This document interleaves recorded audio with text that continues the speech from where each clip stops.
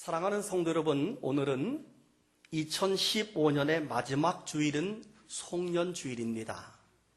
한 해가 참 빠르게 지나갔다 하는 생각이 듭니다. 세월이 유수와 같다 하는 이야기, 마음에 실감되고요. 세월이 화살처럼, 살처럼 빠르게 지났다. 엊그저께가 1월인 줄 알았는데 벌써 12월에 마지막 주일이 되었습니다.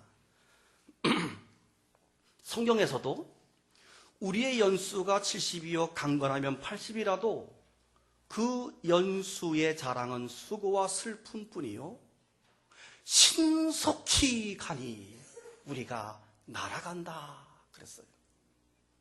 인생은 그날의 풀과 같으며 그 영화가 들의 꽃과 같도다. 여러분, 들풀과 꽃은 한나절이면 시들어버리지 않습니까? 그렇습니다. 지난 1년이 정말 슉 하고 지나가 버렸습니다. 돌아보면 좀 더 세월을 아끼면서 의미 있게 한 해를 보냈으면 얼마나 좋았을까 하는 그런 생각을 해봅니다. 오늘 성경 본문 우리에게 세월을 아끼라 이렇게 권면하고 있습니다. 에베소서는 주후 60년경에 바울이 로마의 옥중에 있으면서 에베소 교인들에게 보낸 편지가 바로 에베소서입니다. 그래서 에베소서를 옥중서신이라고 부르기도 하고 교리적으로 매우 완벽한 논리를 전개하기 때문에 서신서 중에 여왕이다. 가장 영적인 저술이다. 기독교 구원과 교리에 관한 대서사시다. 이렇게 별명을 부를 정도로 참 좋은 책이 에베소서입니다. 바울은 에베소 교회의 문제점을 지적하거나 시정하기보다는 그 교인들을 격려하기 위해서 이 편지를 썼습니다. 특별히 그리스도와 교회와의 관계를 설명하면서 우리 그리스도인들이 세상을 어떻게 살아갈까, 어떻게 성결하게 살을까 하는 교훈을 주는 책입니다. 우리가 오늘 읽은 본문 이 한 단락만 보더라도 시간을 잘 관리해서 때를 잘 분별하며 살 것을 우리에게 권면하고 있죠. 여러분 성경책 보세요. 15절, 16절을 읽습니다. 시작.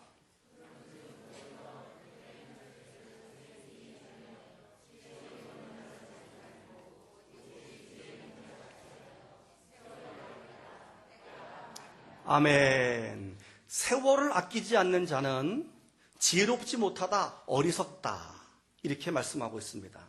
세월을 아낀다는 말에 성경 각주를 보게 되면 기회를 잡는다 이렇게 써 있을 거예요.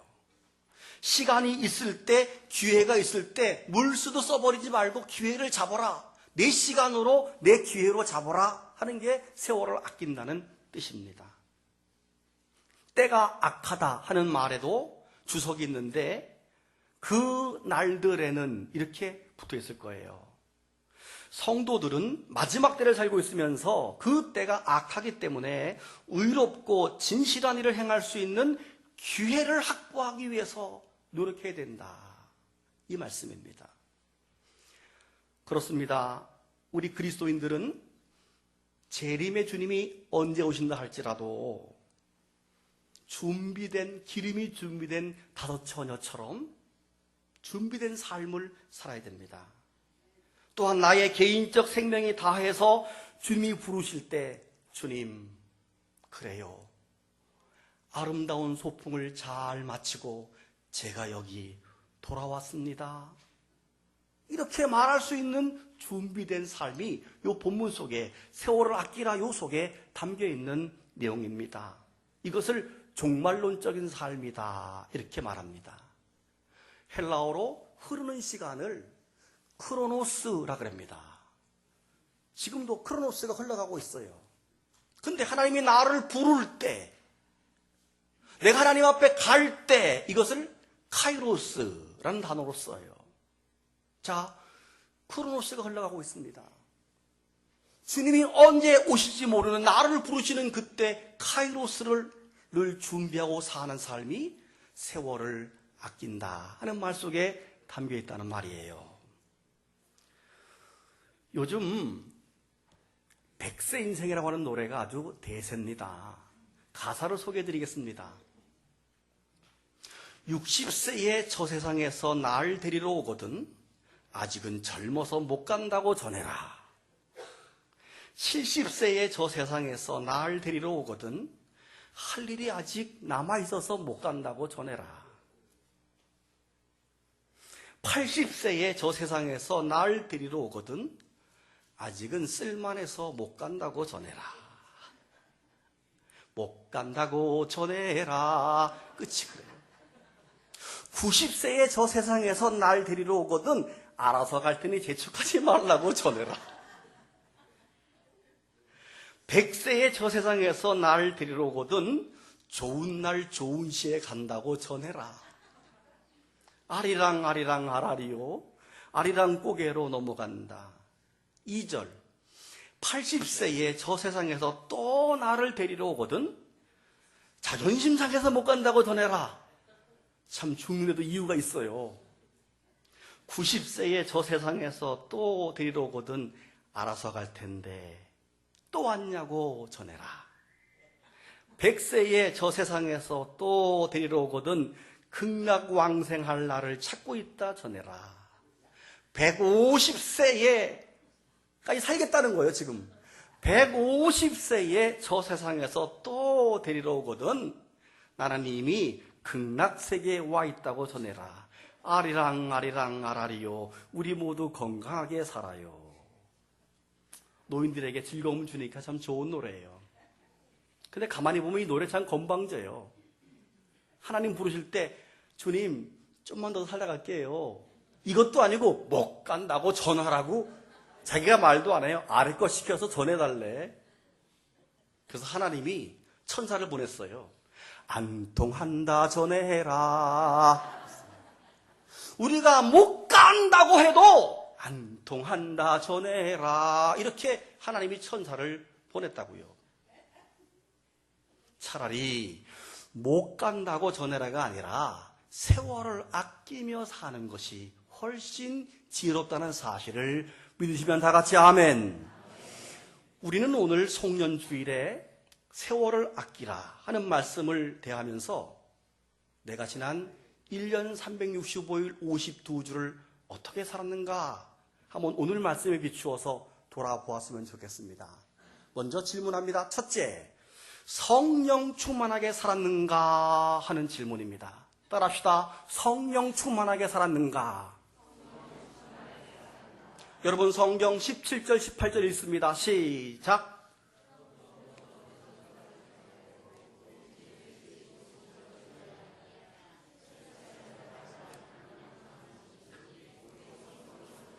아멘. 항상 저희 교회는 그날 본문은 안 띄워드립니다. 성경을 펴라고. 그리고 본문 말고 다른 것은 띄워드려요. 이제 도움되는 성구는 항상 그날 걸 펴놓고 있어야 돼요. 여러분 읽은 이 문장을 원어로 직역을 해보게 되면 이렇습니다. 너희는 포도주에 취하게 되지 말라. 그것에 방탕이 있다. 도리어 너희는 영 가운데 충만하게 되라 라고 직역을 할 수 있습니다.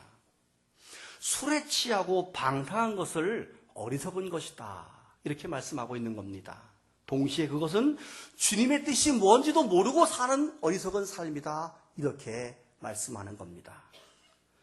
여러분 지난 한 해 동안에 술 많이 드셨습니까?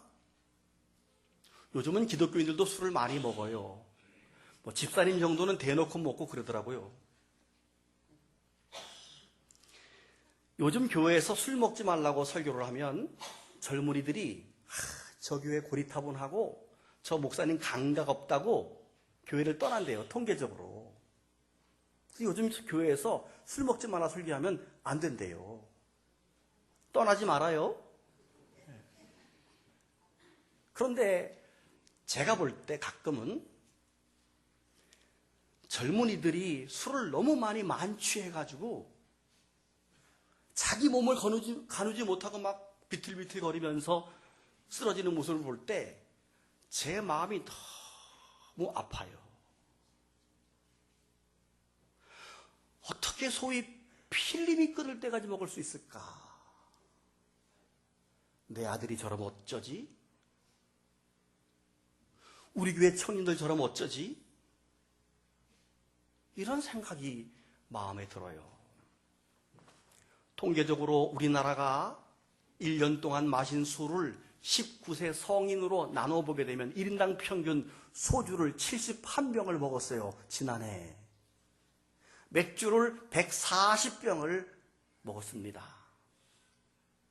우리나라 1인당 연간 알코올 소비량이 OECD 국가에서 몇 등일 것 같아요? 미안해요. 1등 못해서 11등이에요. 아쉬워요? 중간쯤인데, 그런데 거기에 비해서 술 때문에 오는 피해는 더 큽니다. 선진국보다. 왜냐하면 우리의 잘못된 술 문화 때문에 그렇습니다. 술을 음식을 잘 먹기 위해서 한 잔 먹는 게 와인이거든요. 그게 약주예요. 근데 우리는 술을 의미를 갖고 먹지 않고 술을 먹기 위해서 술 취하기 위해서 먹어요. 그리고 사람을 만난 그 만남의 아름다움을 위해서 술이 들어가야 되는데 우리는 술 먹기 위해서 만나는 거예요. 대표적으로 망년회. 그래서 죽을 때까지 먹어보자 이렇게 해요. 그래서 가끔 죽는 사람도 있어요. 양주나 소주에 맥주를 섞는 거를 뭐라 그래요? 시작. 폭탄주. 폭탄주. 그 다음에 또 뭐가 있죠?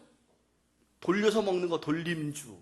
또 뭐 사발로 먹는 사발주. 막 종종 사람이 죽기도 해요.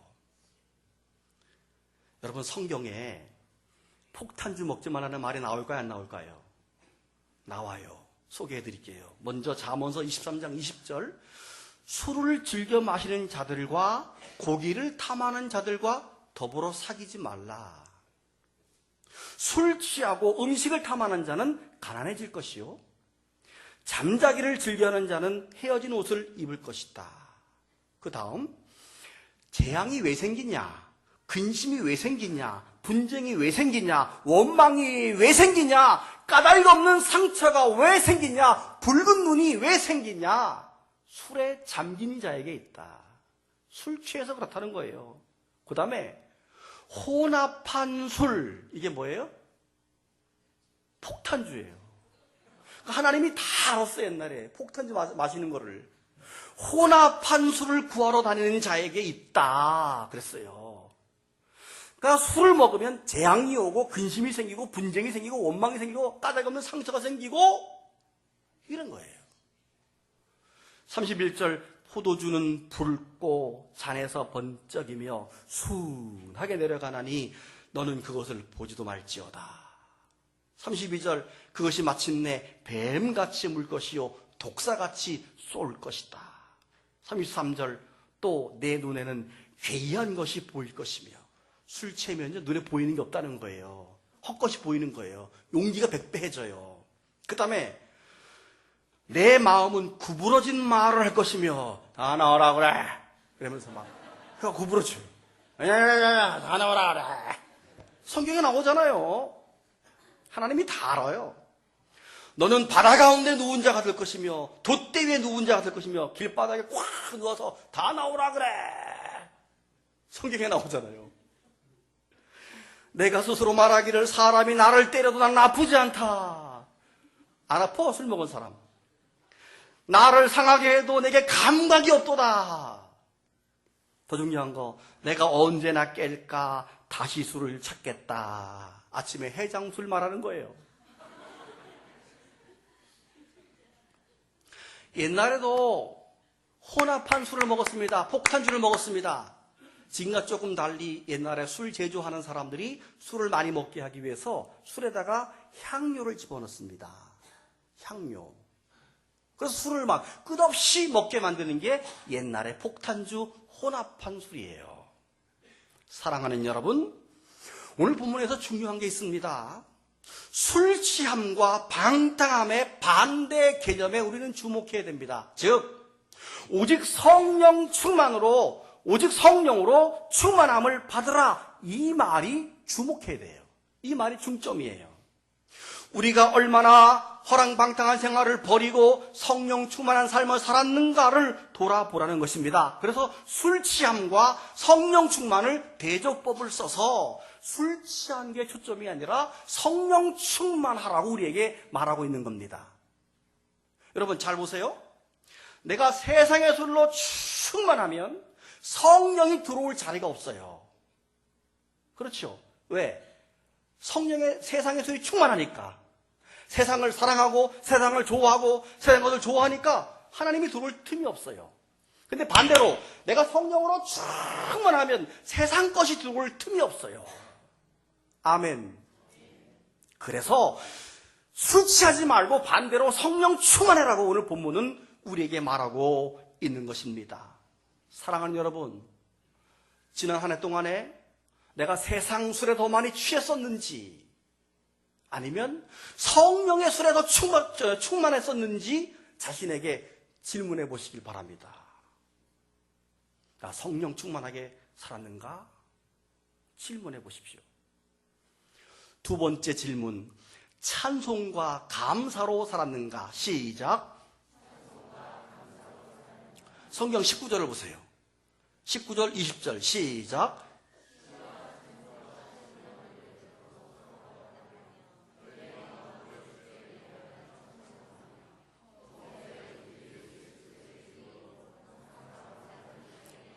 아멘. 여러분, 지난 한 해 동안에 어떤 노래를 많이 부르셨습니까? 성경은 우리에게 시와 찬송과 신령한 노래를 부르라고 말씀하고 있습니다. 시와 찬송과 신령한 노래를 부르면 엄청난 유익이 있어지고 엄청난 역사가 일어나게 됩니다.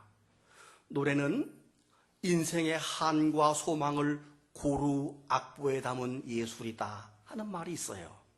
그런데 세상의 음악의 내용은 대부분 부르면 부를수록 비탄과 허무와 좌절과 상실과 배신을 우리에게 마음에 줍니다. 물론 그 노래 가운데 우리에게 정말 좋은 의미를 주는 그런 노래도 있습니다. 젖은 손이 애처로워, 이건 좋아요. 부부의 사랑을 깨우쳐 주니까. 근데 대부분이 다 부르면 부를수록 우리의 영이 깨지고 우리의 삶이 깨져요. 근데 반대로 찬송은 부르면 부를수록 우리에게 참된 소망을 줍니다. 그래서 베드로전서 1장 3절을 보세요. 찬송하리로다. 그리고 마지막에 산 소망이 있게 하시며, 할렐루야. 찬송하면 우리에게 소망이 생긴다는 것입니다. 여러분, 태산 같은 어려움이 내게 오고 험게 거할지라도 찬송 부르면 내 속에 희망이 솟아납니다. 찬송가에 나오잖아요.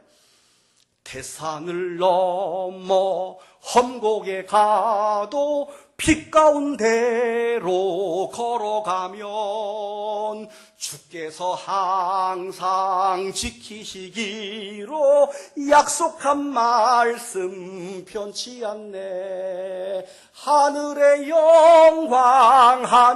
영광 내 마음속에 차고도 넘쳐 할렐루야를 힘차게 불러 영원히 주를 찬양하리. 아멘. 태산 같은 일이 올 때 이 찬양을 부르면 내 마음에 살 소망이 생깁니다. 슬픈 마음 있는 사람 예수 이름 믿으면, 아멘.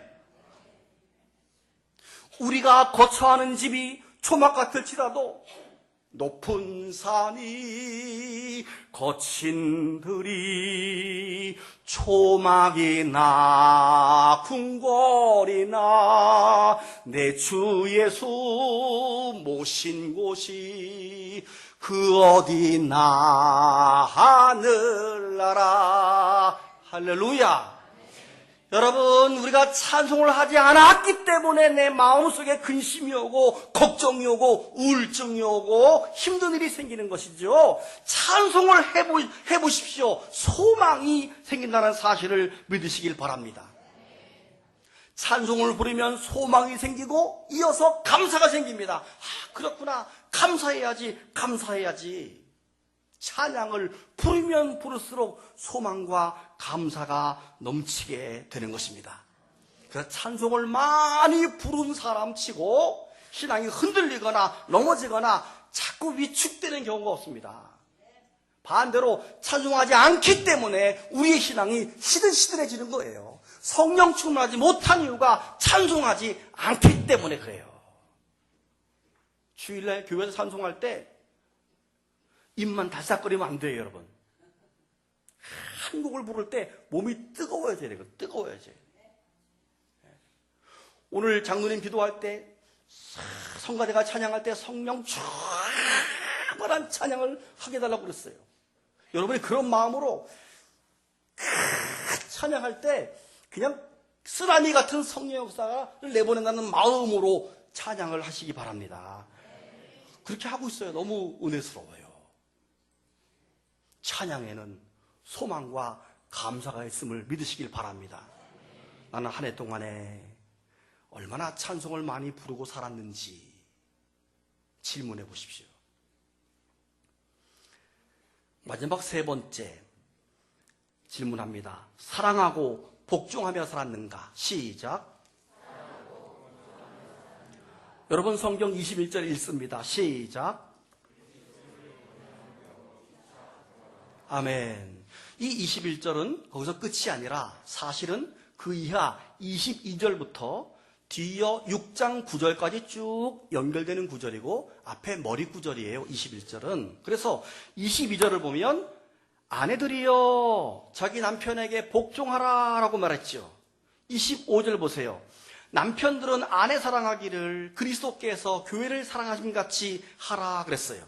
아내는 남편에게, 남편은 아내에게 피차 복종하며 사랑하며 살았는가 묻고 있는 거예요. 그 다음에 6장 1절 보세요. 자녀들아 주 안에서 너희 부모에게 순종하라 이것이 옳으니라. 1년 동안에 부모님께 순종했는가 묻고 있는 거예요. 4절 보세요. 6장 4절. 또 아비들아 너희 자녀를 노엽게 하지 말고 오직 주의 교훈과 훈계로 양육하라. 자녀와 부모가 피차간에 사랑하고 복종하고 살라고 말해요. 5절을 보세요. 종들에게 말합니다. 종들아 두려워하고 떨며 성실한 마음으로 육체의 상전에게 순종하기를 그리스도에게 하듯 하라. 눈가림하는 식으로 하지 말아라 그랬습니다. 9절을 보세요. 상전들아 너희도 그들에게 이와 같이 하고 위협을 그쳐라. 사장이라고 막 직원을 위협하는 거 잘라버릴 거야 이런 거 하지 말라는 거예요. 이는 그들과 너희의 상전이 하늘에 계시고 그에게는 사람을 외모로 취하는 일이 없는 줄 너희가 알미라 그랬어요. 저를 보세요. 각각 아내와 남편 피차간에 자녀와 부모 피차간에 종과 상전 피차간에 즉 가정에서 일터에서 내가 머무는 모든 곳에서 사랑과 순종과 복종으로 살았는가 질문을 우리에게 하고 있는 겁니다. 여러분 혹시 1년 동안에 가정이나 교회나 사회나 이웃들과 부딪히며 욕하고 싸우고 얼굴 붉히고 이거 빨리 생각해 보시기 바랍니다. 너무 많아서 생각 안 나요? 피차간에 사랑하고 복종하지 못하는 우리의 모습들, 성질내고 고소고발하고 화내고 분노하고. 그러면 목사님은 어떻게 살았냐라고 물으실 것 같아요. 그래서 제가 가만히 제 1년을 또 돌아보니까 제가 올해도 교인들에게 신경질을 부리거나 화를 내거나 나쁜 소리를 하거나 안 한 것 같아요. 들으신 분 있으면 나가 화내는 거 뭐 이런 거 본 있으면 손 들어보세요. 제가 기억하는 한 없어요. 분노하거나 신경질 부리거나 나쁜 소리 하거나 저주하거나 하지 않았어요. 그냥 항상 웃는 얼굴로 그렇게 대하려고 노력했어요. 제 자식에게도 욕을 하거나 험한 소리를 한 번도 안 했습니다. 유독 한 사람, 제 아내에게는 한 것 같습니다. 신경질 부리고.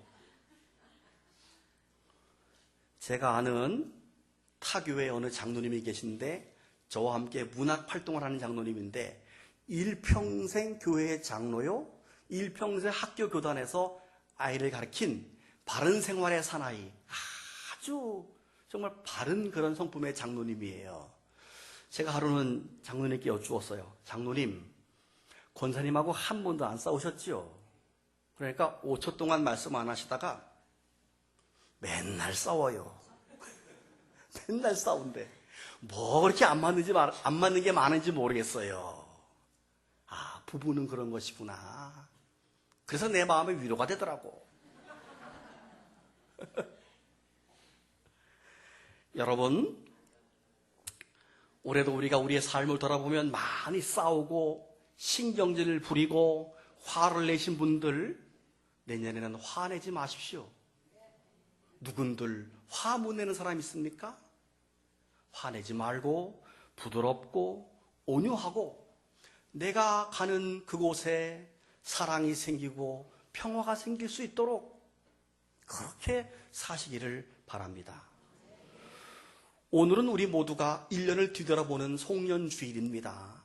마치 옛날 어릴 적에 눈이 펑펑 내린 겨울날 일어나자마자 가장 일찍 학교 운동장에 막 달려가서 아무도 밟지 않은 그 눈 위를 걸어갑니다. 친구와 함께.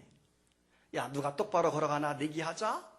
딱 목표를 정해놓고 똑바로 발자국을 내면서 걸어갑니다. 그리고 뒤를 탁 돌아보니까 나름대로 똑바로 걸어온다고 했는데 삐뚤삐뚤했던 옛날의 발자국들이 떠오를 겁니다. 그래요. 우리가 나름대로 믿음으로 살려고 노력했지만 우리 1년을 돌아보니까 굽어진 부분도 많고 쓰러졌던 부분도 많고 참 삐뚤삐뚤했던 우리의 모습이 보여집니다. 그러나 여러분, 다시 출발하십시다. 성령 충만하게 살려놓으라고 이제 결심하십시오. 내 입술에서 찬양이 끊어지지 않게 그렇게 살겠다고 결심하십시오. 그리고 가정과 교회와 일터에서 피차간에 사랑하고 복종하고. 전 요즘 너무 좋아요. 왜냐하면 우리 목사님들이 만나면 하는 얘기가 있어요. 사무총회 잘 끝났어요? 아, 우리는 뭐 너무 잘 끝났지. 투표까지 해도 12시 58분이니까. 아, 근데 막 그냥, 의장! 이런 교회가 많은가 봐. 의장! 이러면서 막, 꽝! 이런 교회가 많은가 봐.